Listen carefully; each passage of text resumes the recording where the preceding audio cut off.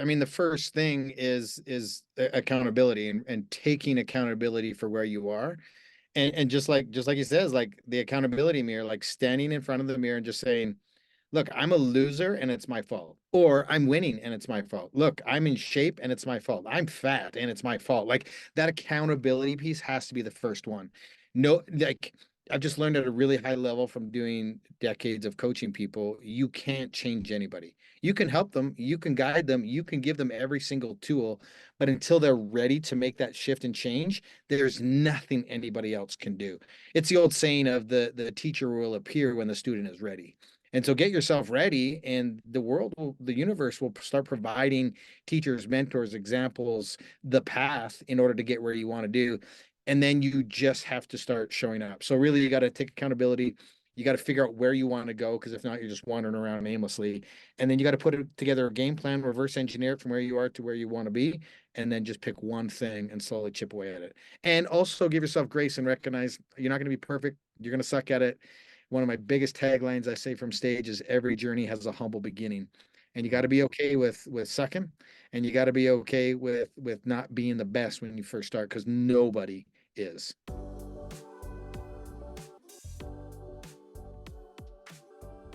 James Lawrence, the Iron Cowboy. Welcome to the Book Thinkers Life Changing Books podcast. Here's where I want to kick off.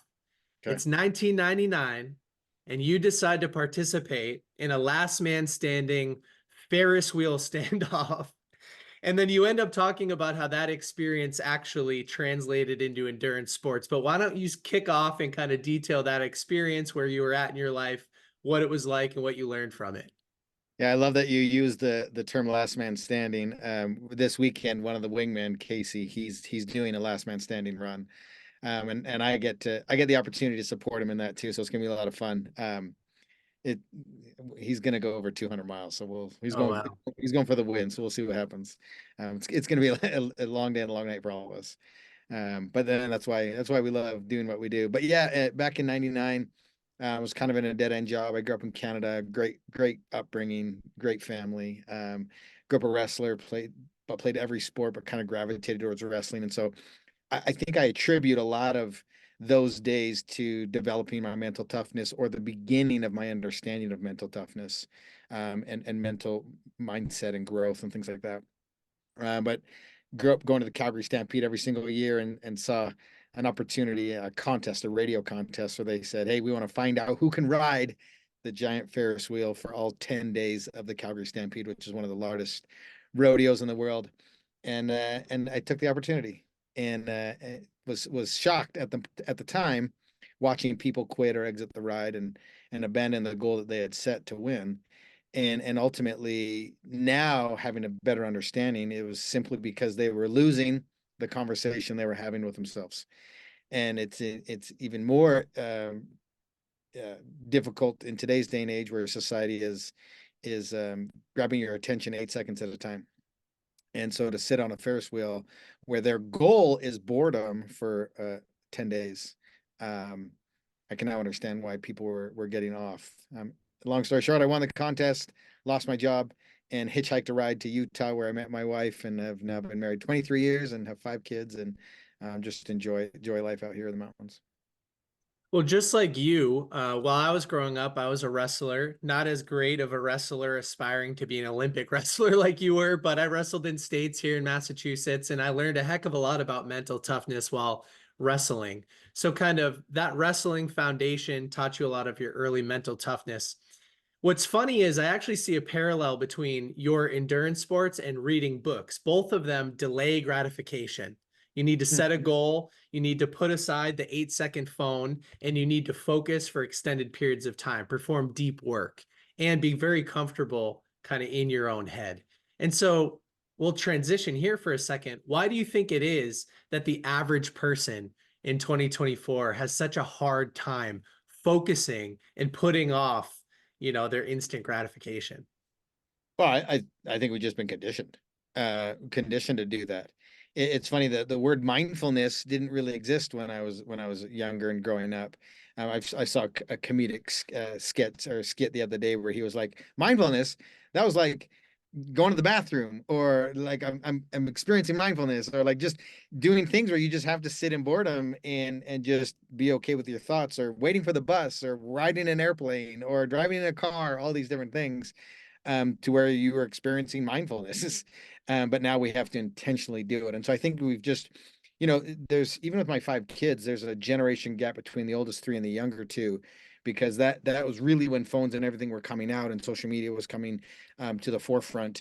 And my 2 younger kids, they really don't know life without it. And so those programs really just are there to program and shape your mind, and we get these dopamine hits over and over again, and then we continue to crave that, and we've lost the ability to sit and dream and be creative, and actually just the gift of being bored.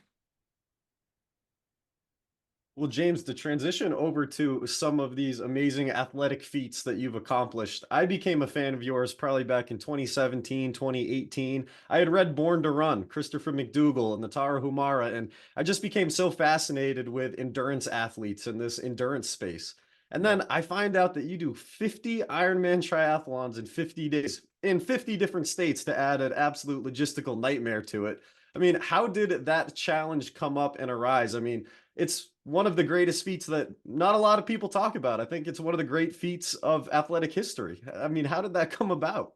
Yeah, thanks, man. It certainly wasn't from, waking up and believing I could do that. It was over a long period of time. And again, just like the 8-second dopamine, we live in a society and a culture where we read headlines, we make assumptions, and we just assume that that person is gifted, or they don't realize that there's a body of work before that moment. And we just read those headlines and make assumptions. But really, it started with a 4-mile fun run that I struggled through. Then I found the community and sport of triathlon, which I fell in love with, and was doing it together with my wife. And we were starting to raise a young family. And at that moment, at that time, one single Ironman becomes the pinnacle and the dream. And then you do that, and as you change, evolve, adapt, and grow, more becomes possible. And as you're experiencing, you believe more is possible. And then I was like, okay, well, I can do that faster. And then you just start going down the rabbit hole, and things escalate as you continue to show up and push boundaries physically, mentally. And broke the half Ironman world record, broke the full Ironman world record, and was like, okay, man, what's next? And just like you, I studied other motivational people in the space, and Dean Karnassus, ultra endurance runner, was kind of at the peak of his career, and he ended up doing 50 marathons in 50 days in 50 states, and had this great coaching career and a successful book, and was on Good Morning America. And I was like, dude, I want to have that kind of impact. What if I did that with an Ironman? And then that's kind of what started that entire process. And then from there, obviously, we've gone on to completely change our lives, our career, and the trajectory of what we're doing, and just have been able to impact a lot of people. What's interesting, you brought up Cam Hanes before your press record today, and one of my favorite lessons from his book is that he's just an average guy, but he chooses to develop himself every single day. Do you think you're also an average person, James, or do you think you were born a little bit different? No, 1,000% average. In fact, I joke with my kids all the time. After the 50, like, people were convincing me, they're like, "You're different. There's genetics, is this. You can't achieve. I can't do that." And I was like, "No, trust me. You can do this." And they're like, "No, I can't." And I'm like, "No, trust me, you can." And so I went down that rabbit hole, and I got all the tests done and my epigenetics, and trying to find these genetic markers. And I joked, and I got the results back, and I sat my kids down, and I was like, "Hey, get ready. I'm about to tell you the gift I gave you at birth." And then I joke and I say the first line of the report was, "You're an average white Canadian." But the reality is there's not a single genetic marker in there that separates me from anybody else. And in fact, that's been one of the more challenging things in terms of like marketing my speaking and marketing our retreats and marketing our mastermind, is people are like, "Well, I can't do what you do. You're different." And I'm here to tell you, I'm not. And Cam Hanes is normal. Goggins is normal. I'm normal. It's like we're all normal dudes who have just over a long period of time really applied ourselves and made the right sacrifices, and really continue to show up. And over time, you can separate yourself from the people that are settling for mediocrity. And that's there's no secret sauce to that. It's about showing up and doing the work, and really be, the superpower of dealing with doing the monotonous stuff over and over and over and over again. And that's the part that people aren't willing to do because they're looking for that 8 second bump. They're looking for that 8 second stimulus. And unfortunately, in order to be successful, you have to be able to look past an 8 second bump. Okay, so somebody is listening or watching to this show and they're like, I get it. James is an average guy and he's done some incredible things, but I'm sitting at my house eating Doritos, playing victim. Like, what's the first step? What's the first realistic step for somebody to start their trajectory to get closer to where you're at? Like the uncommon amongst the uncommon, like Goggins says. Yeah, for sure. I mean, the first thing is accountability and taking accountability for where you are. And just like he says, like the accountability mirror, like standing in front of the mirror and just saying, look, I'm a loser and it's my fault. Or I'm winning and it's my fault. Look, I'm in shape and it's my fault. I'm fat and it's my fault. Like that accountability piece has to be the first one. No, like I've just learned at a really high level from doing decades of coaching people, you can't change anybody. You can help them, you can guide them, you can give them every single tool, but until they're ready to make that shift and change, there's nothing anybody else can do. It's the old saying of the teacher will appear when the student is ready. And so get yourself ready, and the universe will start providing teachers, mentors, examples, the path in order to get where you want to do. And then you just have to start showing up. So really, you got to take accountability. You got to figure out where you want to go, because if not, you're just wandering around aimlessly. And then you got to put together a game plan, reverse engineer it from where you are to where you want to be, and then just pick one thing and slowly chip away at it. And also give yourself grace and recognize you're not going to be perfect. You're going to suck at it. One of my biggest taglines I say from stage is every journey has a humble beginning. And you got to be okay with sucking, and you got to be okay with not being the best when you first start, because nobody is. And I know that, we've said that there's nothing abnormal about you and you're a regular guy, but one thing that I really loved when listening to your audiobook and following you through the Conquer 100, I feel like it is abnormal the community that you've built, around these massive events and how many people you get to go out and join you, and you make it almost like these massive parties. And I mean, Sonny and your kids and Casey and the wingman and the support team. I mean, how important is that aspect of it for you? I feel like the positivity and the happiness, you're wearing the Choose Happiness, crew neck right now. How important is having that community and having all of those people around you when you're attempting, these giant colossal events that you do? Yeah, great question. I think it's everything. Nothing great is ever accomplished on our own. Mm. And I learned that early in my career when I pulled a boy with cerebral palsy through a full Ironman, and I kept looking back at him and realized like he can't, and I get to, and if I quit, he doesn't accomplish the goal. And together we're going to be able to get this through. So he was providing a ton of energy for me and some motivation, inspiration for me, because I recognize he can't do these things. And then I was providing the actual physical work that it took to get us both to the finish line. And neither of us would have got there if it wasn't for each other. And I'm not the Iron Cowboy. We're the Iron Cowboy. And that includes me, my son, Sonny, my kids, the wingman. None of it happens. And in fact, Jesse Itzel gave me a really nice compliment one time when I was speaking at his mastermind group for his leaders. And he just said, aside from the logistical feat that it was, aside from the physical, aside from the mental, he goes, it was one of the greatest campaigns of bringing the community together Mm. when we needed it most after the pandemic. And really, that's why we've launched our mastermind, is because as we were marketing the ability, the fact that we could help people navigate some of the difficulties they're having in their lives in terms of business and family and belief systems that they have, one of the biggest, concerns or comments from people that we were talking to was they're just tired of doing things on their own. And they would love to find a community of like-minded people to do it with. And I think as humans, we're tribal. Like, we are tribal beings, and we need each other. We thrive in tribes. And so the pandemic was just the worst case scenario in terms of breaking up the tribes and breaking up the communities, and then the division we're experiencing now with politics and all these woke and controversial topics that are flying around. It's divisive, and it's not serving us as humanity, and it's driving a wedge in between us. And so the more we can come together and recognize that, look, it's okay to have difference of opinions. But we need to work together and we need to do things in community in order to be successful. Nobody has ever reached a mountaintop by themselves, and if they tried, they eventually fall. Or if they made it, they're definitely not happy.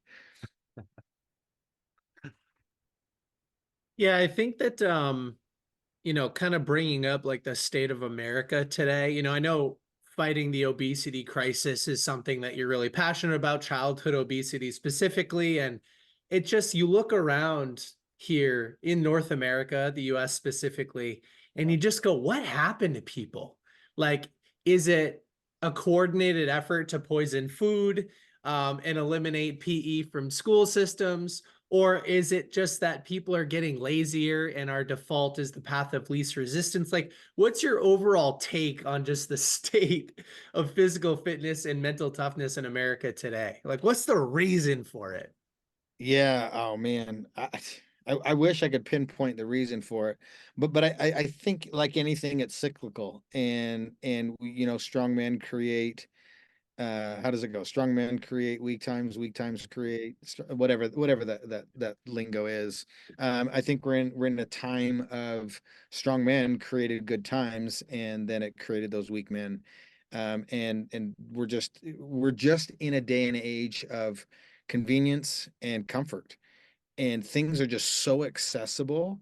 And I would just, it would be really hard to be a young person today's day and age because everybody's yelling at them for making the dumb decisions, quote unquote. But it's just what's placed in front of them, and to, to me, it blows my mind. We didn't even barely eat fast food back in the day, but now you not only are they eating a ton of it, it's they're having it delivered to their homes while they're sitting at home playing a video. It's just crazy, the technological world and the access and ease. And it's hard to fault them because they just haven't been taught any different. And that's why leaders who are in a position need to lead. And that's why if you're a parent and you have kids, you need to be a parent. You need to be actively engaged in your kids' lives, because if you let anybody do anything on their own without teaching or guidance, they're going to choose the path of least resistance for the most part, right? It's innate. You're going to do that. It's not in our nature to want to suffer and do hard things, but it's counterintuitive, but that's how you grow, adapt, evolve, change, and become better.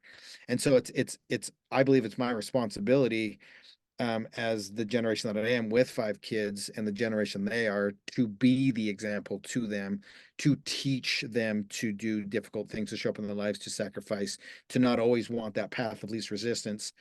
And it's been one of the greatest gifts to do the hard challenges that we've done as a family, because my kids have had a front row seat to that learning. And I have 5 remarkable kids by accident of just giving them that front row seat to pain and torture and whatever we did. Yeah, James, I got married last year. I have my first kid on the way, and if you know anything about me, I'll be reading dozens of books on this subject of parenting and how to raise gritty kids and everything in between. So, what is some of your advice? I mean, you just gave some of it, right? Lead by example. I think there is an epidemic of parents, especially fathers, living under their potential. And as we know, things are caught, not taught. And so you might say, live up to your potential, kid, but you're not doing it or setting a great example. So that's one tool, is to live an amazing life like you have. But what else do you do with your kids to raise that path of most resistance mentality? Yeah, I think one of the greatest gifts you can give your kids is confidence. And in order for them to gain confidence as a parent, you have to allow them to struggle and fail. And that's really hard to do because we love our kids, and you're going to experience this unconditional love.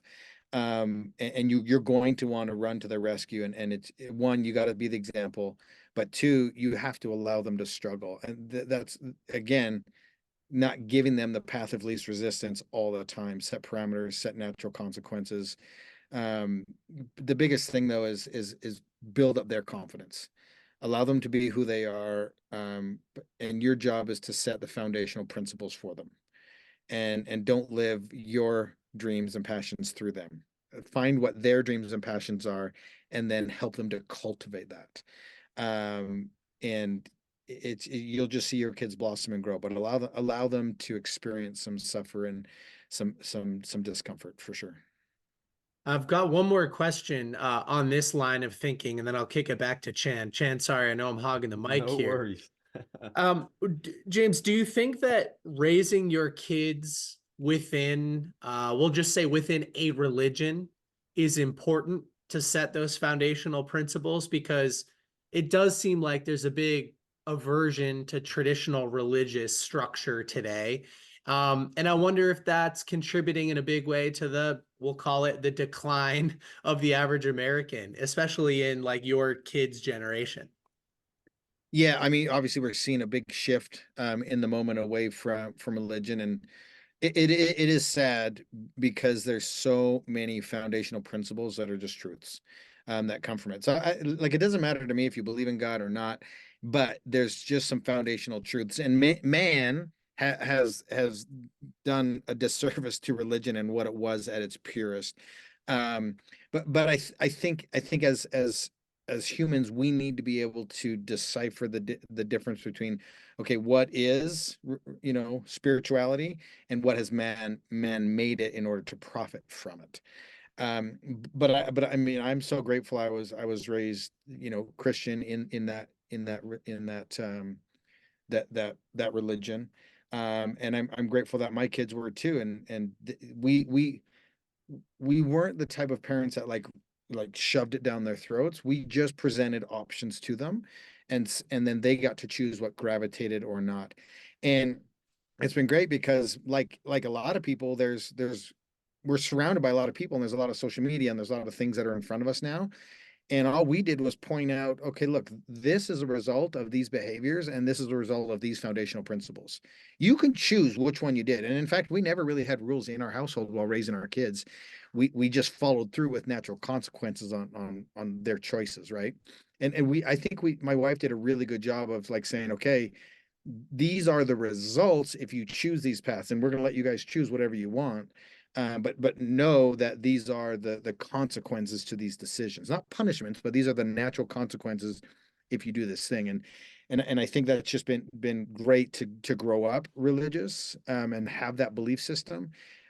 Outside of whatever your belief system is, true spirituality has those really grounding principles of love your neighbor and kindness and truth and honesty and integrity. All these things I can't find a negative to that way of thinking. I just can't find it.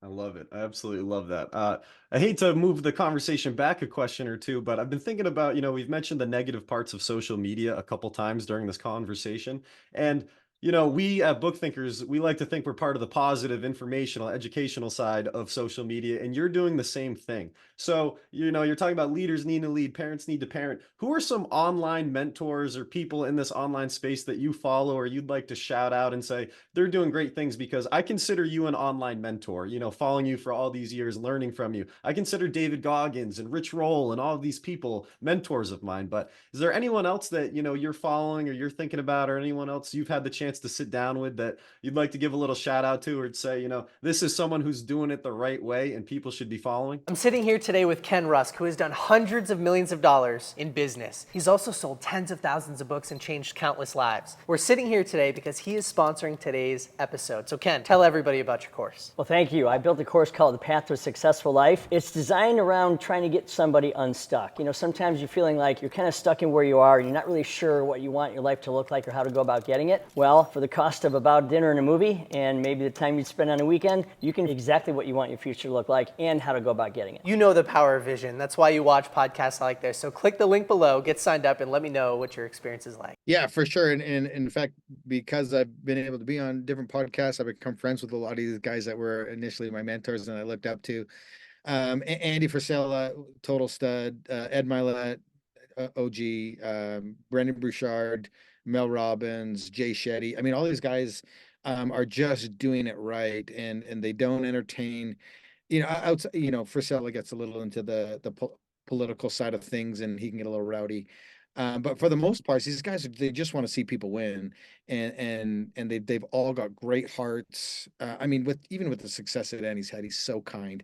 Anytime I go to corporate headquarters at First Form, he's just an unbelievable person, and he's had incredible, ridiculous amounts of money to sell his company and chooses not to because he just loves it and he loves the culture and he loves, you know, lack of a better term, raising the next generation and instilling those good principles and values. They're just really good people. And so, yeah, I love following those thought leaders.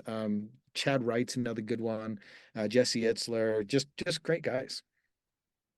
So many amazing people that you mentioned. Chandler and I have both completed 75 hard a couple of times, and Andy's been involved with the Book Thinkers community for a long time too. So some great mentors there. Jesse is the same way. Way back when, I gave a shout out to a couple of his books and he got involved like years and years and years ago. He had no following. So Jesse's another one of those amazing people. Chandler, tell him about your unfortunate run streak incident Uh, that happened recently. Yeah, James, I had done 1,000 days straight without missing a run, and everything up to a marathon. I did my first marathon last year.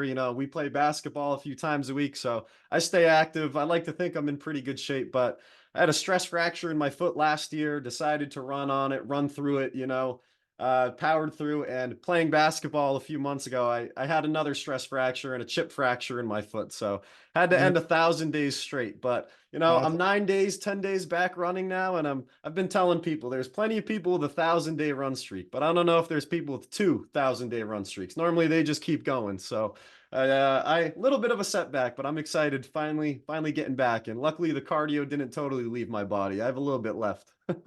That's awesome, man. Unfortunate, but awesome that you got back up and you're doing it again. Hey, every good streak comes to an end. Have you guys heard of the story of the marathon monks? No. Oh, dude, it's incredible. You guys need to do a deep dive into it. Anytime that someone comes out and tells me they've got a run streak or they're trying to break a run record or with the Guinness, shut up. Google and research marathon monks, and your opinion on streaks and running records will just dismiss everybody else in the space. I love it. I love it. I'm excited to look them up.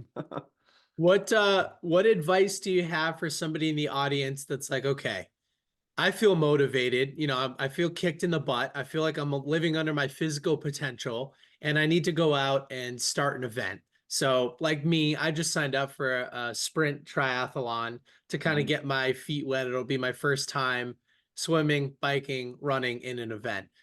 What's some basic advice you have for people? And I'm also curious, like, which one of the three have you grown to love the most? Oh, yeah, cycling for sure. Running's just like, as you know, stress factors, and it's just really hard on your body. And for me, as I age, cycling has just become way better for my joints, and just I can see more. You can involve more people with it. There's so many different modalities from it. I mean, fat biking, mountain biking, hardtail, softtail, full suspension, gravel, road, time trial. I mean, there's just so much you can do in the cycling space, and so it's just and for where I live too, just access to the mountains. And then are you asking for advice for people doing a triathlon or what? Yeah, somebody who's maybe just signing up for their first event. It could be a sprint or an Olympic or a half, or Yeah. maybe somebody's just going for the full. I don't know. No, man, people do, man. It's crazy. My biggest advice is start the way you're doing it. Start with a sprint. If you look at every single, and I say this all the time, but if you look at every single world champion in the half Ironman, full Ironman distance, they started with sprint and Olympics and ITU racing, and it was all about speed and power, and then they lengthen it out over a bigger distance. And the reason a lot of people get injured by trying to go too long too early is muscles develop far quicker than ligaments and tendons. You get some imbalances and you just get exhausted and burnt out. And so the greatest advice I can give anybody trying to come into this endurance space: strength and power, strength and power, strength and power, strength and power, and start short. Be explosive. Learn how to do that. Build your foundation. It'll serve you so much greater than if you just try to go couch to Ironman. Great, you've been motivated, you've been inspired, you want to go do something hard, and you think a sprint is beneath you. It's not. If you race a sprint and you're pushing a zone 4, zone 5 for an hour, dude, it is a very challenging, very different experience. I can hurt myself just as bad as in a sprint as I can an iron distance. They're very different sports. Just because they're both triathlon doesn't mean they're the same. In fact, my favorite distance to race is the half distance, because you can really push a pace. It's hard to push a pace for like 10, 11, 12 hours. You really got to be methodical, and your preparation has to be spot on. Nutrition has to come into a huge play. But the half, man, you can race a half, and almost the top guys, they're maintaining the same speed from the Olympic to the half distance. And so, big answer to your question there. But my number one advice is, don't try to reinvent the wheel. There's tons of information out there. Find a credible resource, start small, build a foundation of strength and power. And I love too, that's wonderful advice, by the way. So it's validating. I'm doing the right thing. I also love how in the book you talk about when you first got into running, people tend to think like, oh, if I buy nice equipment, just like when they're golfing, you buy a nice set of clubs, like it will help me out. But you need to put in the work. There's no excuse for putting in the work. And so I think that somebody listening might go, well, I don't have the ability to spend on equipment or fancy training. And it's like, no, I mean, you have a pair of shoes. You might have a body of water somewhere near you. Maybe you can hop on a bike at your local gym or something and just go do the work. And I think that's also beautiful. Yeah, I've trained a lot of athletes to the full distance who didn't have a bike until weeks before the race. And I don't advise that, but I mean, they had access to a gym, which, we'll just take probably a standard gym, normal gym, $20 a month. You've got access to a pool, treadmills, and spin bikes. You can train for an Ironman on those three things. And so your investment is $20 a month, plus a pair of goggles, a Speedo, and a pair of shoes. That's a pretty low barrier of entry. Now, you want to race, yeah, you're gonna have to pay the $750 entry fee. You're gonna need a wetsuit, $500, and you could rent a bike, but I wouldn't advise it. But yeah, the thing is my very first sprint triathlon, didn't know how to swim, borrowed a bike, and I had a pair of run shoes. And that's how my journey started. And you don't need the fancy equipment. It's just like Lance Armstrong says, it's not about the bike. It's about the person who's navigating and doing it, the person who's putting in the work. The person who puts in the work and time will far exceed the person who has natural ability that doesn't apply. Well, Chan, I'll kick it over to you for one final question, and then I'll wrap things up. Yeah, of course. Well, I'd be remiss if we didn't talk about the Conquer 100, right? I mean, we talked about the 50, 50, 50, but was it 4 years afterwards, like you talked about during COVID, you decide to attempt 100 Ironman triathlons, 100 days in a row, which I also shouldn't say attempt, you did it. So, I mean, that is just absolutely crazy to me. And you have a new book coming out, hopefully pretty soon, right? The pre-sale is going to be available coming up soon, called Iron Hope. So do you want to tell the audience a little bit about that story and what that book is going to entail? Yeah, it was interesting because, I had this conversation with someone I was coaching this morning, and it was about the chasing down the ultimate version of who you are. And the reality is you're never going to catch that person, because if you're showing up in your life, you're adapting, you're changing, and your definition of the ultimate version of yourself keeps changing. And that's how it's supposed to be. And I don't think we're ever supposed to catch the ultimate version of ourselves. It's the pursuit. And and also we have to realize that we're never going to be perfect. And we weren't perfect during the 50. We were very open about mistakes that we made, criticisms that we took from the public. We talk about it at a high level in the documentary that's on Amazon Prime, and also the book Redefine Impossible. We've never run or hid from anything. But I always wanted to redo the 50 without having to deal with the incredible logistics of it. And I'd already done it. And so do I need to do that again? And so, as humans, hopefully everybody's wired in a way that we always want to learn from our mistakes and do things better at a higher level. And so after the 50, I was just, my career in speaking took off, and I was doing 80 plus events a year. I've now spoken in 50 countries, and there wasn't really a time or an opportunity to tackle something like the 50 again. And then the pandemic hit, and I saw that as an opportunity, because my calendar was wiped clean from speaking and racing and coaching. Like I had, like everybody, we had nothing to do but time. And I just saw this very small window to say, okay, I can reset my own history here. In fact, I don't want to reset my own history. I want to double. what we did in the past. I don't want to redefine impossible. I want to defy logic. And so we did a real quick 4-month training camp and then tried to do something that nobody else had ever done in the world. And we tackled an iron distance triathlon a day, which is 2.4 miles of swimming, 112 miles of biking, a full marathon run, 140.6 miles a day for a quarter of a year. So 14,000 plus miles, no days off. And that's what the book Iron Hope is about. It's about bringing the community together. It's about believing in yourself. It's about not quitting. It's about just really having hope on the journey that you're in, no matter what you're dealing with. And it's a remarkable read, and I'm super excited to bring it to the public.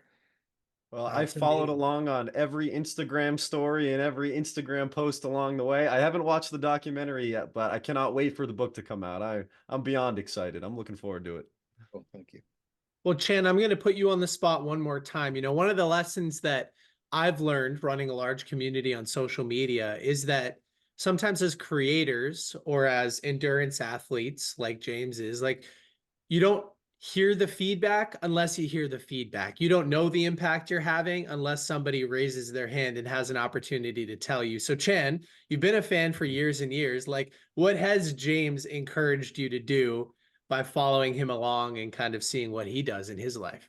Well, one, like another author we worked with, Stephen Pivnik, inspired Nick to sign up for his first sprint triathlon. You inspired me a few years ago to sign up for my first sprint triathlon and really helped me double down on my love of endurance sports. I ran my first marathon last year, and there's a lot of athletes and creators out there that I give a lot of credit to, and you're absolutely in one of those top couple spots. So, just thank you for the continued inspiration and doing what you're doing. It's like Nick just said, you never know how many people you're impacting, and you don't know the trickle down effect of that afterwards. And me getting Nick to sign up for a half marathon afterwards, and some of my friends getting into races and, starting to get in better shape and make some healthier habits and make better choices. So just thank you for what you do, James. Thank you for what you do. You're an inspiration to so many, and so many that you'll never know about too.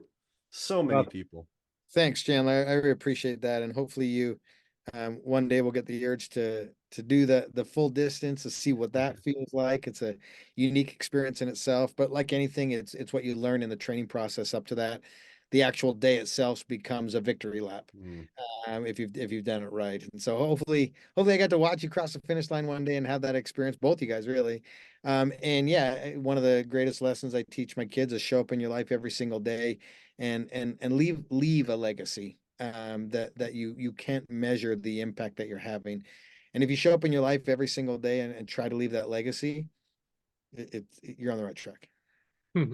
Well, Chan, now that the Iron Cowboy himself has encouraged you to do a full distance, I'm excited during our next family dinner to hear about your plans. I'll summarize one quick thing that I heard you say, James, and then we'll wrap things up. I heard you say that even though we can't achieve perfection, that's not a good reason not to strive for it. And I think that's a wonderful lesson to wrap things up for today. It's a little counterintuitive, just like Jocko says, discipline equals freedom, but we've all come to understand that that's a fact. The more disciplined you are, the more free you are in life. And I think if you aim for perfect, although that will continue to move, it's not a reason not to go for it. It's in that process that you'll find fulfillment, which is so cool. So I've got two final quick things. One is, where can people go to pre-order a copy of this new book, Iron Hope? We will be launching it. I don't know when this is going to come out, but May 8th of 2024 is when it's going to pre-launch, and we'll get you the link to pre-order it. You can click on the link in this podcast, and so that's where it'll be. And then we'll also have links on our website, ironcowboy.com, and for sure we're going to be posting everything on our Instagram, which is at Iron Cowboy James. All right. And my OG co-host, Luke, isn't here today, but he always wraps up with this final question. And so I'll try to do my best to ask it here. He says something like, James, imagine you get deleted. The documentary is gone. The books are gone. This next one's not coming out. The training programs, the website, the social media accounts, they're all gone, deleted. But you can leave the world with one message, and maybe it fits on a billboard. What would that message be? Believe in yourself first. Don't give any power to the critics outside of the arena. And the secret to success is doing a lot of little things consistently over a long period of time. Nice. Mic drop moment for everybody. Well, hey, Thank you so much for coming on the Book Thinkers podcast today. I mean, you've been giving me a kick in the butt the last couple of days as I've listened to your last book, and I can't wait for the new one. Awesome, man. Thank you, boys. Appreciate it.